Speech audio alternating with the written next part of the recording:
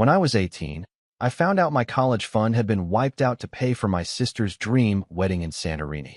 But it wasn't the money that crushed me. It was the way my mom laughed when I confronted her about it, like I'd just told her I wanted to be an astronaut or a rock star. "Oh, come on, Ethan," she chuckled, not even looking up from her tablet. "You're not exactly Harvard material." My name's Ethan. I'm 22 now, but I still remember every word of that conversation like it was tattooed behind my eyes. I grew up in a middle-class family, 2 parents, one older sister named Nicole, and a golden retriever named Bailey who honestly treated me better than most humans did. From the outside, we looked like your average suburban family, the kind you see on holiday cards, matching sweaters, polite smiles, a backyard with a swing set. But behind all that, there was a quiet hierarchy in our house. Nicole was the queen bee. I was the bench warmer no one remembered to pass the ball to. Nicole was everything my parents wanted in a child: charismatic, photogenic, ambitious in the way that made for good Facebook posts. Prom queen, student council president, early admission to a small liberal arts college with an absurd tuition bill. My parents used to beam when they talked about her. "She's going places," Dad would say, his eyes lighting up like he was talking about the next president. When it came to me, their tone changed. "Well, he's a good kid." That was always the line. A good kid. The kind of phrase people use when they don't know what else to say. But I didn't resent Nicole at first. I figured maybe I just hadn't found my thing yet. I was decent in school, especially in math, and I spent my free time fixing up old electronics in the garage. I wasn't flashy, but I had plans, big ones. I'd been dreaming of going to Georgia Tech since I was 15. I spent 2 years researching programs, building my GPA, applying for scholarships. I'd even gotten accepted into a pre-college summer program that year and had a whole spreadsheet tracking deadlines, tuition costs, and dorm essentials. I was ready, or I thought I was. The thing is, my parents had always promised us both college savings. Not massive trust funds or anything, but they made it clear from the time we were kids, if we got into a good school, they'd help us get there. I didn't question it. Every birthday card from Grandma came with a $50 check marked for the college fund. My part-time jobs through high school, every paycheck I saved went into that same account. I believed in that account. It wasn't just money, it was my future. So when Nicole got engaged right after graduating college, yes, fresh out, no job yet, no real-world experience, and announced she wanted a destination wedding because it's a once-in-a-lifetime thing, I didn't think much of it. Sure, it sounded expensive. Sure, Mom was suddenly spending hours scrolling through wedding Pinterest boards. But I figured they had savings. Or maybe Nicole's fiancé, Jason, had wealthy parents. He looked like the type, tall, polished, always wore loafers without socks. I didn't realize what had really happened until a week before my high school graduation. It was supposed to be a big day. I'd just gotten my acceptance letter from Georgia Tech and was floating on a cloud. I walked into the kitchen waving the envelope like a trophy. Dad was reading the paper. Mom was mixing something in a bowl. Nicole was on speakerphone with someone, probably her wedding planner. I said it out loud, beaming. I got in. Full acceptance. No one looked up. I remember clearing my throat and saying it again, a little louder. Nicole rolled her eyes. "Ethan, can you keep it down? I'm on a call about the welcome brunch in Mykonos." "Mykonos?" I blinked. "I thought your wedding was in Santorini?" She shrugged like it didn't matter. "We're doing both. It's all part of the experience." I laughed, awkward, confused. "Wait, what? That sounds insane. Isn't that crazy expensive?" Nicole smiled like a cat with cream. "Oh, it's taken care of." That's when I turned to my mom, who finally stopped stirring the batter. "Wait, what does that mean? You guys didn't use my college savings for this, right?" Dad rustled the paper. Mom looked at me with that placating tone she used whenever she didn't want to explain herself. "We had to move some things around, sweetheart," she said lightly. "Nicole's wedding is a once-in-a-lifetime event." I just stood there, frozen. "You mean my college fund?" "You can always take out loans," Mom said, like she was talking about borrowing sugar from a neighbor. "Plenty of kids do. But I've been saving for that since I was 13. Mom shrugged. "And now you're helping your sister start her life. That's what family does." Then she laughed. That dry, dismissive laugh. "Besides, you're not exactly Harvard material." I didn't say anything after that. I just walked out of the room, climbed the stairs, and sat in my room staring at the acceptance letter I'd once been so proud of. I don't remember how long I sat there. Hours, maybe. Bailey patted in at one point and put his head on my knee, like he knew. That night, I lay awake replaying every birthday, every job shift, every weekend I'd skipped hanging out with friends because I was saving for something that apparently didn't belong to me anymore. My parents didn't even act like it was a betrayal. They acted like it was obvious. Like Nicole's dream wedding mattered more than anything I'd ever wanted. I didn't go to my graduation dinner. Nicole texted me a selfie from a bridal boutique with 3 dress options and wrote, "Which one makes me look like a goddess?" I never responded. The worst part wasn't even the theft of it all. It was the casual cruelty. The way they dismissed me, like I was just the spare. After that, everything changed. I stopped trusting them. I stopped believing in family-first nonsense. I stopped hoping for their approval. But I didn't give up. I took out the loans. I applied for every scholarship I could find. I sold my vintage game collection online. I worked 3 jobs through freshman year, tutoring math, fixing computers, even doing part-time delivery driving at night. I didn't tell them anything. They didn't ask. Nicole's wedding was a week before my first day of classes. I didn't go. Instead, I moved into my dorm with a single duffel bag and a secondhand laptop, and I promised myself something. I would never let them take anything from me again. But what I didn't expect, what blindsided me completely, was that 4 years later, after everything they'd done, they'd come back, not with an apology, but with a favor. That's when everything started to unravel. And that's when I realized they hadn't changed. They never would. And this time, I wasn't just going to walk away. I was going to make them wish they'd never underestimated me. It had been almost 4 years since I last spoke to my parents beyond the occasional dry happy birthday text or stiff Christmas message. And honestly, life was better that way. Peaceful. Focused. I had my head down, building something real, one step at a time. No one to pull me off track with drama or guilt trips. I graduated debt-heavy but determined. I landed a decent tech support job straight out of college. Nothing fancy, but it gave me just enough breathing room to start freelancing on the side, fixing systems, doing back-end dev work, troubleshooting software for small businesses. Within a year, I had a modest client list, a refurbished home office, and my first taste of independence that felt truly earned. Not gifted, not inherited. Mine. Nicole, meanwhile, was all over social media. Jason and I made it to Florence, one post said, paired with an airbrush photo of her sipping wine in a flowy sundress. Self-care week in Bali, said another. The captions never changed, either honeymooning, redecorating, or finding herself. What she never posted about, though, was a job, because she didn't have one. Not really. She tried a lifestyle blog, a YouTube channel, and even launched a short-lived boutique jewelry brand that folded after 6 months. Jason, from what I could tell, worked in consulting, which I'm convinced was code for my parents' pockets. I kept my distance, not out of spite, but because every time I peeked into their world, even just a scroll through Instagram, I felt that old, hollow weight creeping in again. That feeling of being the afterthought. Then one afternoon, while I was eating leftover pasta at my desk between client calls, my phone lit up. It was my mom. I stared at the screen for a few seconds. I hadn't heard her voice in nearly 2 years. I let it ring out. A few minutes later, a text came through. "Mom, Ethan, we need to talk. It's about Nicole." I didn't answer. The next morning, another text. "Mom, please, just a few minutes.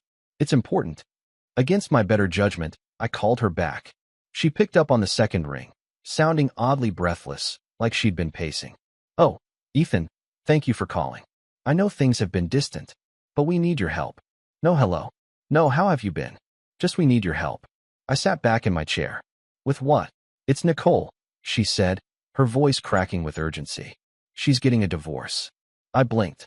"What?" "She and Jason, it's been rough. He's been seeing someone else. Some intern. He walked out a few weeks ago." I didn't say anything. "We didn't want to tell you until it was official," she went on. "But she's devastated. The house is in his name. The accounts are frozen. She has nothing. No income. No assets. She's in pieces, Ethan.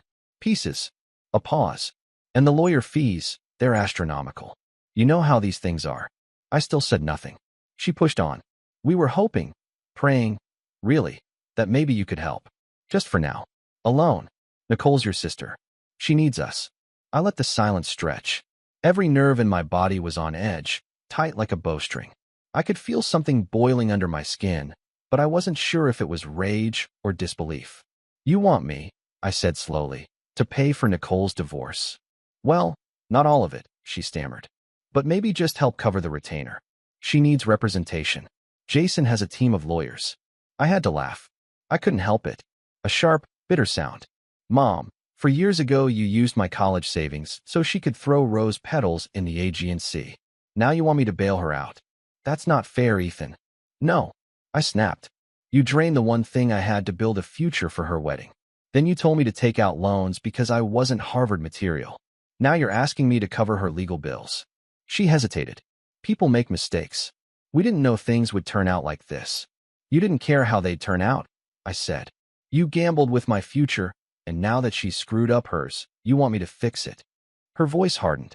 We're still your family. Are you? That ended the call. I thought that would be the end of it. I thought she'd go back to pretending I didn't exist, like she had for years. But I underestimated how desperate they were. 3 days later, Nicole showed up at my apartment. I opened the door, and there she was. Same glossy hair, same forced smile energy, but this time wearing oversized sunglasses and carrying a purse that probably cost more than my rent. She didn't even say hi, just swept past me like she owned the place and made herself at home on the couch. I know what Mom said, and I just want to be honest with you, she began. This isn't just about me. This is about showing Jason that I have support, that I have people in my corner. I closed the door and leaned against it. You didn't have people in your corner when you emptied my college account. She waved a manicured hand. Oh, come on. That was years ago. Are you still holding on to that? Yes, I said plainly. She sighed.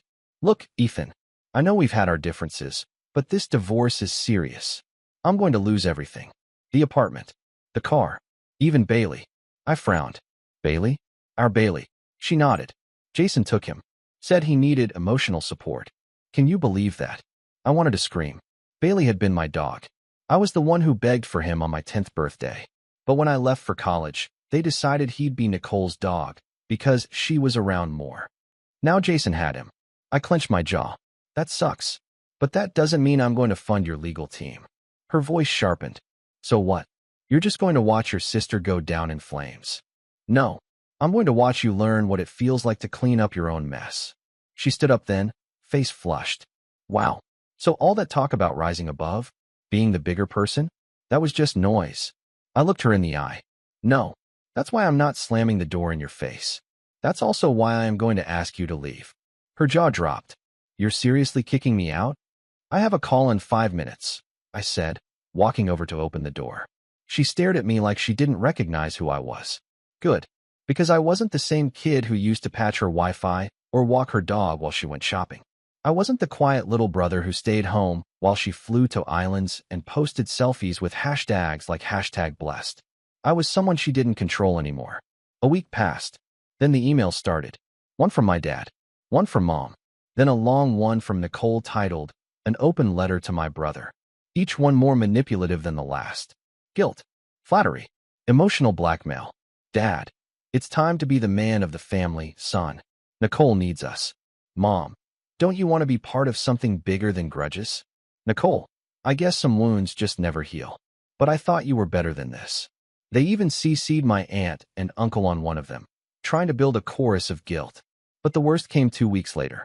I was getting coffee near my building when my phone buzzed. A number I didn't recognize. I picked up, distracted.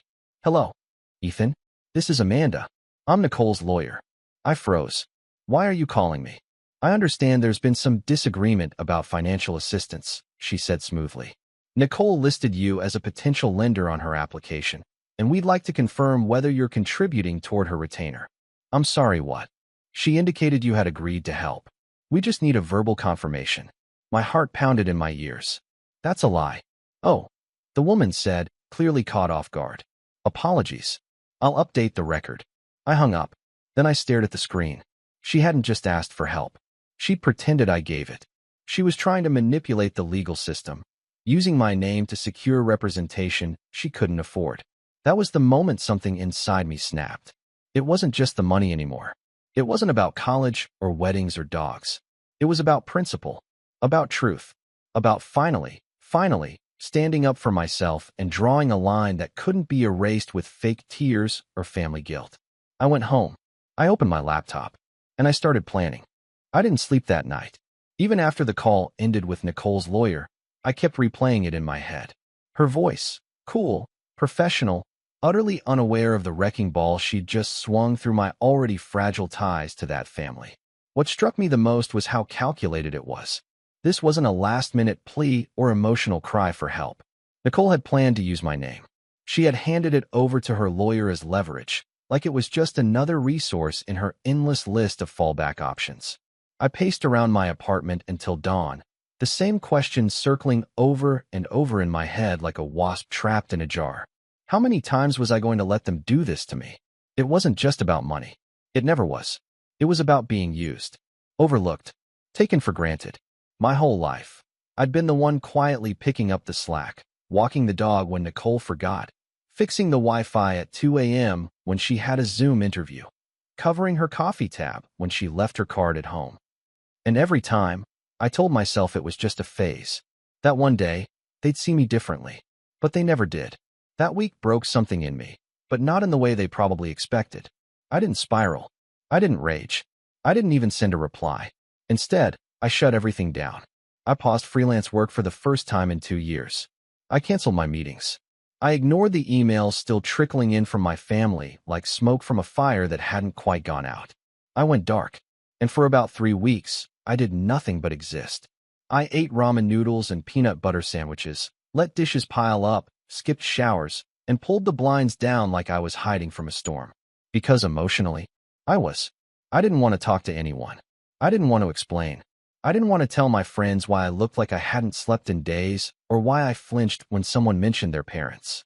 I had no one to talk to about it. Not really. My friends had good families.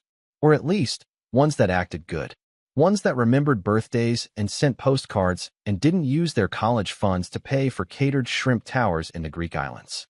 I hit my version of rock bottom one night at 2 a.m., sitting on the floor of my apartment, half drunk on cold coffee and eating dry cereal from the box. I'd just gotten an automated email reminder that my loan payment was due soon. The same loans I never should have had. The ones that existed because my own parents bet against my future. And right then, something inside me shifted. Not anger. Not bitterness. Resolve. I looked around my dim, messy apartment and thought, I'm done. Not with life. With them.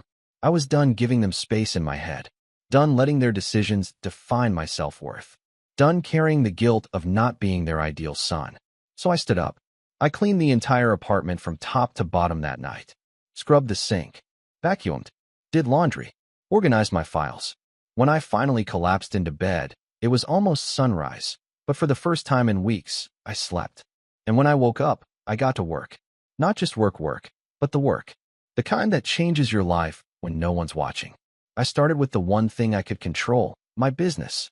I reopened my freelance portal and redesigned my personal website. I rewrote every service description to sound sharper, bolder, more professional. I revamped my LinkedIn. I reached out to former clients with follow-ups, asking for testimonials and referrals. I created a PDF services deck and started pitching small startups I admired. Within 2 weeks, I had 3 new clients. Then 5. I began tracking everything: hours worked, profit margins, customer retention. I joined a few online forums and communities for freelance developers, started posting tips, sharing experiences, giving advice.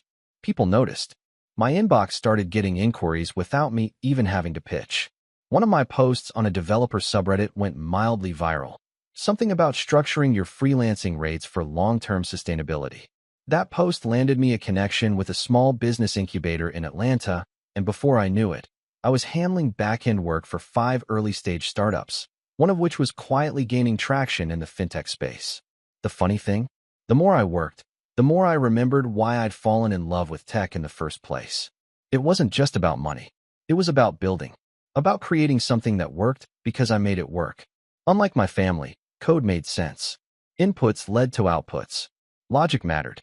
There were no passive-aggressive comments or shifting loyalties, just clean function and results. By month 3, I'd paid off one of my loans in full. By month 4, I'd saved enough to finally upgrade from the beat-up secondhand laptop that had gotten me through college. I bought a sleek new machine, fast, powerful mine. I kept my head down and built. No social media posts. No gloating. Just quiet momentum. I started journaling again, too. Nothing fancy. Just pen and paper each night before bed, tracking my progress, unloading my thoughts. One night, I wrote something that stuck with me. If they couldn't see my worth when I had nothing, they don't get to benefit from me now that I'm building everything. It became a mantra. I taped it above my desk. Months passed. I got healthier. Not just mentally, but physically. I stopped eating like a stressed-out raccoon and started meal prepping. Nothing fancy. Chicken, rice, broccoli, but consistent. I began jogging in the mornings. 10 minutes at first. Then 20. Then full runs along the river trail near my apartment. It helped. Cleared my head. Focused me. Around this time, I also reconnected with an old friend from college, Jared, who had started a small web dev company and was looking to bring someone in part-time. We grabbed coffee, talked shop, and clicked instantly.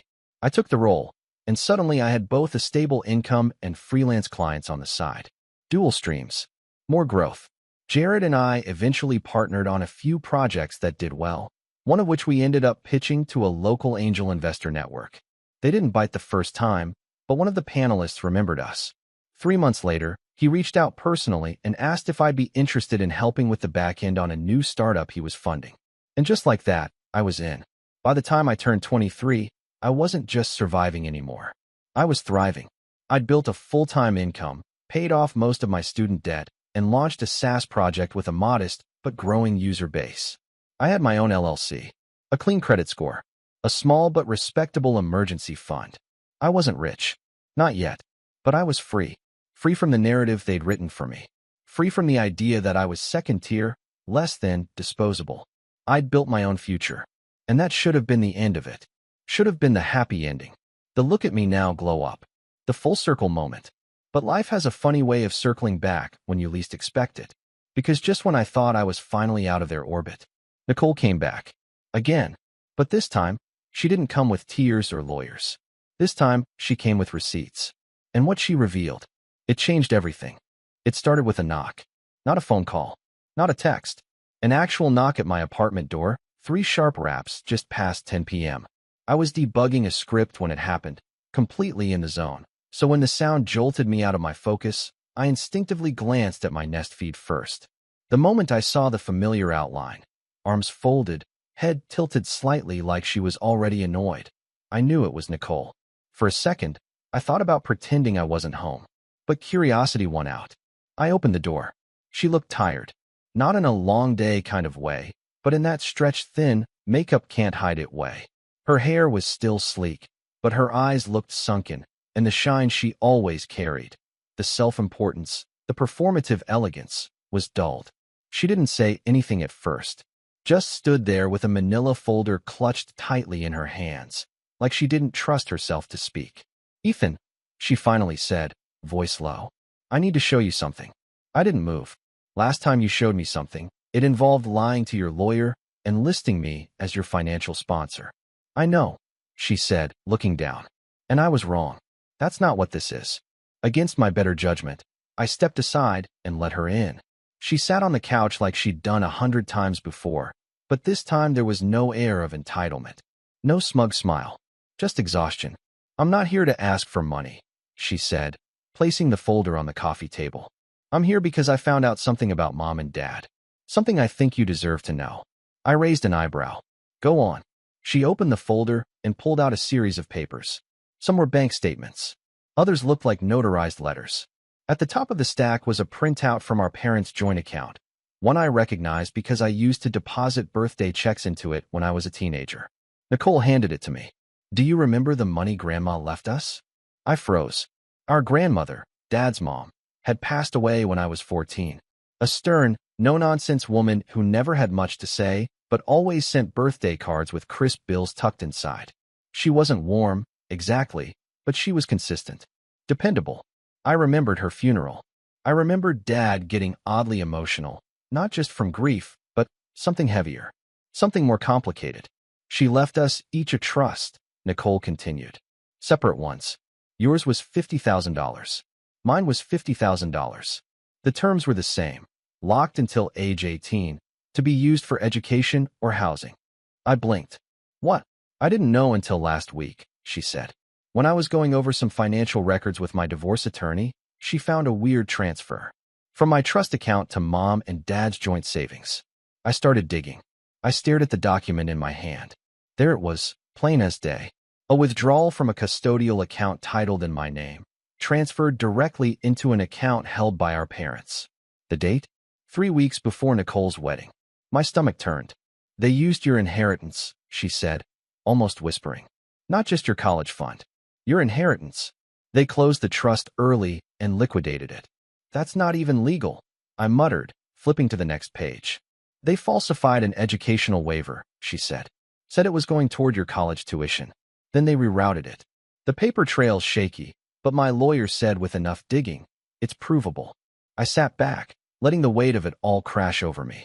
They hadn't just made a bad decision. They'd committed fraud. Against their own son. Against me. Why are you showing me this? I finally asked. Why now? Nicole hesitated, then said something I never expected to hear from her. Because I owe you. And because I think I finally understand what they did to you. She looked ashamed. Not performatively. Genuinely. When Jason left, they didn't help, she said. Not really. They offered a guest room and some tough love. That's it. I begged for help with legal fees.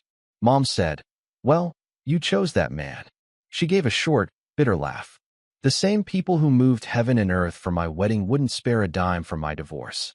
I thought I was the golden child, she continued. Turns out I was just the useful one. The one they could parade around. The one who looked good on paper. And when I wasn't useful anymore. She trailed off. I didn't say anything. Not out of spite, but because I needed to absorb this version of Nicole. This quieter, cracked version who finally saw the machine from the outside. I'd waited years for her to get it. For her to see me not as the bitter sibling with a chip on his shoulder, but as someone who'd been systematically sidelined. And now she did. I don't expect forgiveness, she said after a moment. But I figured if you wanted to do something about it, you deserved to have the tools. She stood up, left the folder on the table, and walked to the door. Just before she stepped out, she turned and said, they underestimated you, Ethan. I did too. But I think they're about to learn what a mistake that was. She left. And that's when it hit me. I'd spent so long building my life away from them, distancing myself, proving I didn't need them, that I'd never once considered turning around and facing them head on. Not with resentment. Not with yelling or Facebook posts or Thanksgiving speeches. With power. Real, undeniable, legal, financial power. And now, I had it.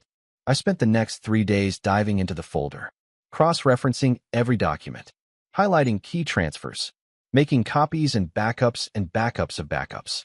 I uploaded everything to a secure drive and shared access with an attorney friend of mine, Monica, who had once helped me with a freelance contract dispute. She took one look at the trust records and said, oh yeah, this is a mess. You've got grounds. Civil? I asked. Absolutely. And if you want to go nuclear? There's a fraud angle too. But that gets ugly. I thought about it for a long time. Then I said, I don't want to destroy them. I just want to take back what's mine. Monica nodded. Then we'll do it by the book. No surprises. Over the next few weeks, I built my case. Quietly. Strategically. Nicole provided more documents. Monica helped draft a formal demand letter. We uncovered other misuses of funds, small ones, maybe, but enough to show a pattern. There were even irregularities with Nicole's own trust, suggesting mom and dad had dipped into hers before she turned 18 as well. I began tracking my loan payments. Every cent I'd taken out because of their lie. Every interest fee I'd paid. Every month I'd spent working overtime to patch the hole they'd left. All of it, documented. And then, while scanning old email backups, I found something I'd long forgotten. An email from Dad, sent when I was 17. The subject was scholarship forms. In it, he told me not to apply for certain aid programs because it'll mess with the trust fund payout. We don't want to complicate things. I remembered being confused at the time. Now I knew why. They were never planning to use that money for me. They were buying time to reroute it. That email became the final piece of the puzzle. By month's end, we had a file thick enough to fill a legal briefcase. But I didn't go to court. Not yet. Instead, I waited. Because a better opportunity was coming. One they couldn't squirm out of. One where the spotlight would be on them. And where, for the first time, they'd be powerless to hide. You see, my parents had built their reputation in our community on being pillars of support. Dad sat on the board of a local business mentorship group. Mom was treasurer of the neighborhood association. They held fundraisers, threw garden parties, took pictures with plaques, and next month, they were being honored at a local gala for outstanding family contributions. The irony nearly knocked me off my chair. I RSVP'd anonymously. Then I started preparing for the main event. Not a scene, not a tantrum, just the truth, neatly packaged, legally backed, and strategically timed. They'd taught me everything I needed to know about appearances. Now I was going to show them what happened when the curtain fell. And this time, I wasn't backing down. The night of the gala arrived like a thunderstorm disguised in sunshine. It was one of those early summer evenings that started warm and easy, but held a charge beneath it, like something was waiting to break. I wore a navy blue blazer, not because I wanted to impress anyone, but because I knew how my parents would read it. Success, stability, professionalism. I wanted to look like the son they never thought I'd become, the one they pushed aside, the one they bet against. The event was hosted at a country club just outside the city, a sprawling, manicured place with white columns and a chandelier in the lobby that looked like it cost more than my apartment. I arrived early and took my seat at one of the rear tables, positioned perfectly to observe but remain unnoticed for now. The evening opened with a cocktail hour, full of fake laughter and too tight handshakes. I spotted my parents near the center of it all, dressed to the nines. Dad in a gray tailored suit, Mom in a crimson dress that shimmered under the lights. They looked every bit the respected community couple, smiling, toasting, posing for pictures with a backdrop that read, "Honoring those who give back." Nicole wasn't there. We'd agreed on that. She didn't want to be seen, not yet. But she'd helped me prepare every piece of what was coming. After an hour, the guests were ushered into the banquet hall. Round tables, polished silverware, white tablecloths, floral centerpieces. It was elegant, tasteful, and hollow. A few speakers took the stage. Some award for local entrepreneurs, another for a charity initiative. Then came the main segment, the one labeled on the program as the Legacy Award, celebrating a lifetime of community dedication. That's when they introduced my parents. There was a short video montage, pictures of them over the years, volunteering, mentoring, smiling beside ribbon cuttings and award plaques. The narrator praised them for their financial generosity, for setting an example of family leadership and selflessness. I couldn't help but scoff. Then they walked on stage to a round of polite applause. Mom beamed. Dad gave his trademark modest wave. They looked like royalty, untouchable, until the envelope arrived. The MC handed Dad the mic and stepped back. My father cleared his throat and began with a joke, something about being more comfortable in a workshop than on a stage. The crowd chuckled. And then, right on cue, one of the event staff walked up the stairs. She was young, maybe early 20s, dressed in black slacks and a white collared shirt. She held a cream-colored envelope with both hands and whispered something to the MC. I watched as confusion flickered across his face. Then a pause. Then he leaned into the mic and said, "Apologies for the interruption, folks. We've just received a document related to tonight's honorees. It appears to be from their son." A ripple of murmurs swept the room. My father's smile twitched. My mother blinked hard. I stood up from my table and made my way toward the stage. Slowly, calmly, people turned to look. Whispers followed me like a shadow. The MC hesitated, unsure what to do, but I gave him a nod as I stepped beside him. "May I?" He handed me the mic. I turned to face the crowd, and for a moment, I saw them, not just my parents, but the entire room. Donors, executives, neighbors, friends, all people who'd been fed the same narrative for years. The benevolent couple, the generous parents, the pillars of the community. I took a breath. "My name is Ethan," I said. "Some of you know me. Most of you probably don't. I'm the son of tonight's honorees." I looked at my parents. Mom's lips were tight. Dad's jaw was clenched. "And I'm here because I believe the truth matters." I held up the envelope, then carefully pulled out a set of documents and passed copies to the MC.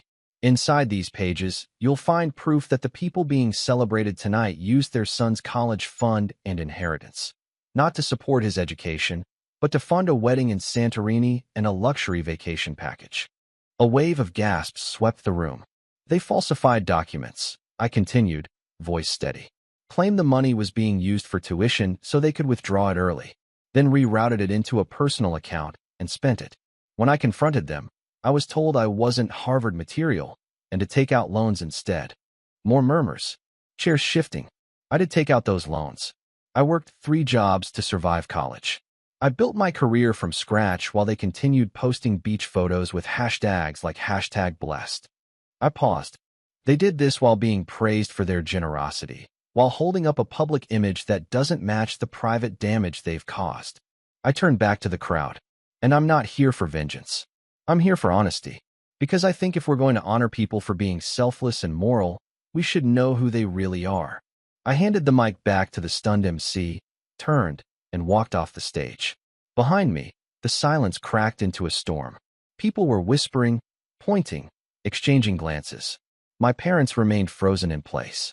I didn't stick around. I walked straight out of the banquet hall and into the warm night air, where Nicole was waiting in a car parked across the street. She rolled down the window and gave me a look. "You did it." I nodded. "They can't spin it now. Not with those documents." She looked down. "They're going to hate us." "Probably," I said. "But they already chose their version of us a long time ago." She unlocked the door. "Want a ride?" I slid into the passenger seat and stared straight ahead. 2 days later, news of the gala incident made the local business journal. Not front page, but big enough. The community board released a polite statement about reassessing the criteria for honorees. Dad was quietly removed from the mentorship group. Mom stepped down as treasurer to focus on personal matters. The fallout was clean. No police. No lawsuits. But their names? Tarnished. Their reputation? Shaken. Their ability to pretend? Gone. They tried to call me once after that. Just once. I didn't answer. They left a voicemail that started with, "Ethan, we need to talk," and ended with, "This is a misunderstanding," but I deleted it before it finished. Nicole kept her distance too. She moved to a new apartment, got a job working part-time for a nonprofit, and started seeing a therapist. We weren't best friends overnight, but the air between us was different now. Lighter. More honest. I never got the money back, but I got something better. I got closure. And I got to look in the mirror every morning knowing I didn't just survive them. I outgrew them. In the end, the boy they wrote off as not Harvard material became the man who rewrote their legacy. And I did it without their permission. They tried to bury me, but they didn't realize I was the foundation.